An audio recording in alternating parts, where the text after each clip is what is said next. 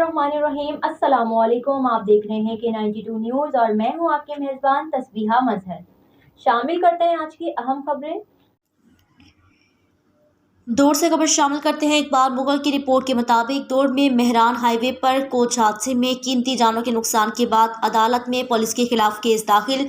अफसरान तलब। अदालत का हैवी ट्रैफिक के दाखिले पर सख्त बरहमी का इजहार। तफसीली जवाब तलब। दौड़ में मेहरान हाईवे पर दो मुसाफिर कोचेस के हादसे में 7 कीमती जानों के नुकसान के बाद मेहरान हाईवे पर हैवी ट्रैफिक के दाखिले पर हाई कोर्ट की पाबंदी के बावजूद मुसाफिर कोचेज और हैवी कोचेस को आने की इजाजत देने के खिलाफ तालुका बार दौड़ के सदर और टाउन कमेटी बांदी के नायब चेयरमैन एडवोकेट GM जमाली ने सिविल कोर्ट में पुलिस के खिलाफ केस दाखिल करा दिया है, जिस पर अदालत ने DSP रोड दौड़, SHO दौड़ और बांदी समेत मुतल्लिका अफसरान को तलब करके सख्त सरनजिश की। मेहरान हाईवे पर हैवी ट्रैफिक को बंद करने का हुक्म दिया और SSP समेत पुलिस अफसरान को 17 जुलाई तक जवाब दाखिल कराने का हुक्म दिया है।